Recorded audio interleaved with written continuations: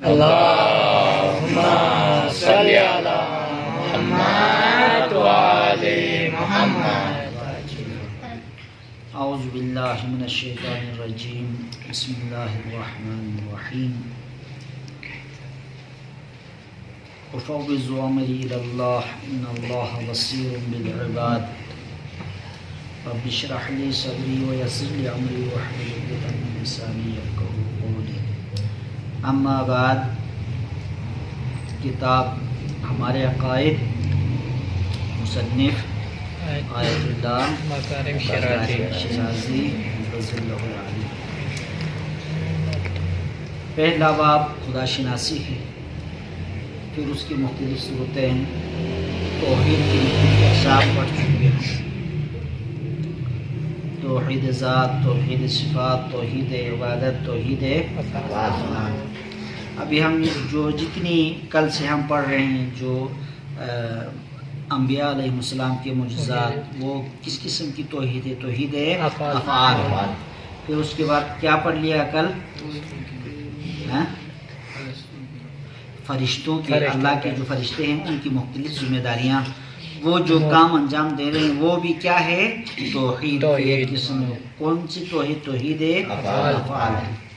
آج جو ہم پڑھ رہے ہیں وہ یہ ہے کہ اس کا عنوان اس طرح ہے: عبادت خدا کے لیے مخصوص ہے. عبادت یعنی عبد اور معبود کے درمیان رابطے کا نام کیا ہے؟ عبادت. سبحان اللہ. نماز پڑھ لیا ہم نے، یہ کیا ہے؟ عبادت ہے. یعنی کہ ہم اپنے خدا سے، اپنے رب سے، اپنے پروردگار سے، جس نے ہمیں وجود دیا، جس نے ہمیں بنایا، جس نے مثلا ابھی ہم نے پڑھ لیا شکیل کا مطلب خوبصورت. ہماری اتنی خوبصورت شکلیں بنائی اللہ نے نا، ہم اس کی کیا کرتے ہیں؟ عبادت کرتے ہیں. بس عبادت کیا ہے؟ ایک ذریعہ ہے اپنے خالق سے نیاز کرنے کا، رابطے کا. ٹھیک، تو عبادت کس کے لیے مخصوص ہے؟ اللہ سبحانہ و تعالی کے علاوہ کسی کی عبادت جائز نہیں. کسی اور کی ہم عبادت نہیں کر سکتے. عبادت کے لائق صرف کون ہے؟ اللہ سبحانہ و تعالی ہے. ٹھیک، یہ بات کلیئر ہو گئی نا؟ ٹھیک. عبادت کس کے ساتھ مخصوص ہے؟ اللہ کے ساتھ. ٹھیک، ہمارا عقیدہ ہے، یعنی ہم شیعوں کا عقیدہ ہے، شیعہ کرار کا یا شیعہ اثنے عشریہ کا یہ عقیدہ ہے کہ عبادت صرف اسی ذات پاک کے ساتھ مخصوص ہے. اسی پاک کے ذات کے ساتھ، یعنی اللہ سبحانہ و تعالیٰ کے ساتھ مخصوص ہے. یعنی کہ شیعوں کا عقیدہ یہ ہے کہ اللہ کے علاوہ کسی اور کی عبادت جائز نہیں ہے. تو بس ہم پر جو ایک الزام لگایا جاتا ہے کہ یہ شرک کرتے ہیں. مثلا شیعہ کیا کرتے ہیں؟ شرک کرتے ہیں. کیا شرک کرتے ہیں؟ خدا کے ساتھ کسی اور کو شریک کرتے ہیں. عبادت میں پتہ نہیں کیا کیا کیا کیا ان چیزوں میں شرک کرتے ہیں. تو ہمارا عقیدہ ہے، کیا ہے ہمارا عقیدہ؟ تو جو ہمیں یہ ہم پہ جو الزام لگاتے ہیں ان کے لیے ہمارا یہ جواب ہے کہ کیا ہمارا عقیدہ اس حوالے سے کیا ہے کہ عبادت صرف اسی ذات پاک کے ساتھ مخصوص ہے، اس کے علاوہ ہم کسی کی عبادت نہیں کرتے. جیسا کہ توحید سے متعلق گفتگو شروع ہوا، لہذا جو کوئی اس کے علاوہ، یعنی کہ خدا کے علاوہ کسی اور کی عبادت کرے، اللہ کے علاوہ کسی اور کی عبادت کرے، اللہ سبحانہ و تعالیٰ کے علاوہ کسی اور کی عبادت کرے، در حقیقت وہ کیا ہے؟ مشرک ہے. پس اس عبادت سے کیا ہوا؟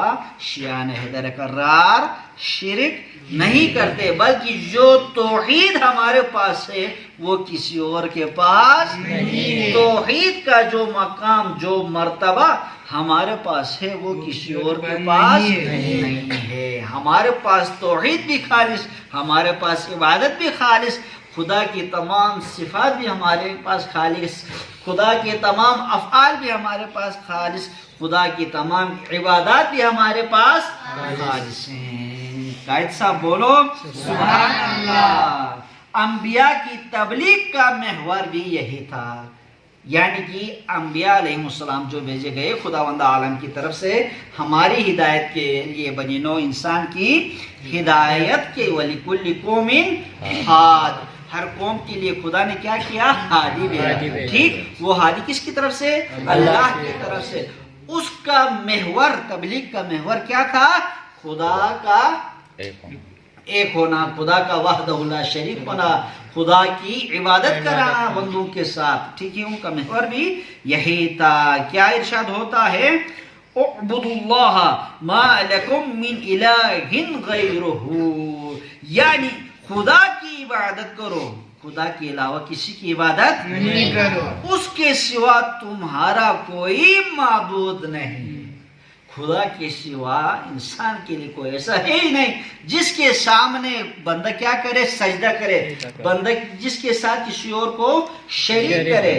تو خدا وحدہ لا شریک کے سوا کوئی اور عبادت کے قابل نہیں ہے۔ یہ بات انبیاء کی زبانی کئی مرتبہ قرآن میں بیان ہوئی۔ کون سی بات؟ یعنی کہ عبادت صرف اللہ کے لیے۔ قابل توجہ بات یہ ہے کہ ہم مسلمان اپنی نمازوں میں سورہ حمد کی تلاوت کے وقت اس اہم اسلامی شعار یعنی نعرہ، یہ نعرہ ہم بار بار بلند کر تکرار کرتے رہتے ہیں کہ کیا؟ ایاک نعبد و ایاک نستعین۔ کیا مطلب؟ یعنی ہم صرف تیری ہی عبادت کرتے ہیں اور صرف تجھ ہی سے مدد مانگتے ہیں۔ کہاں رہا بھائی شرک؟ شیعہ کس طرح شرک کرتے ہیں؟ یہ صرف امت کو اور سادہ لو انسانوں کو گمراہ کرنے کے لیے شیعہ کیا کرتے ہیں؟ مثلا شرک کرتے ہیں، شیعوں سے دور رکھنے کے لیے مختلف قسم کے پروپیگنڈے کرتے ہیں، حالانکہ ان کو پتہ ہے کہ شیعہ شرک نہیں کرتے۔ شیعہ کے پاس جو توحید ہے وہ تمہارے پاس نہیں ہے۔ تو توحید کی بھی توہین کرتا ہے، خدا کی بھی توہین کرتا ہے، شیعہ خدا کی توہین نہیں کرتا۔ یہ بات واضح ہے کہ انبیاء اور فرشتوں کی شفاعت پہ ایمان رکھنا جو کہ خدا کے حکم سے ہو اور جس کا تذکرہ قرآنی آیات میں بھی آیا ہو، ان کی عبادت نہیں ہے۔ یعنی کہ جو ہم اہل بیت علیہ السلام کو توسل مانتے ہیں، توسل مانتے ہیں، ان کو شافی مانتے ہیں، شفیع مانتے ہیں، تو یہ بھی کس کے حکم سے مانتے ہیں؟ اللہ۔ خدا نے کیا کہا؟ وَابْتَغُوا إِلَيْهِ الْوَسِيلَةَ، اللہ تک پہنچنے کے لیے آپ کیا اختیار کرو؟ وسیلہ اختیار کرو۔ تو ہمارا عقیدہ یہ ہے کہ بہترین خدا کے جو وسیلے ہیں وہ اہل بیت علیہ السلام ہیں۔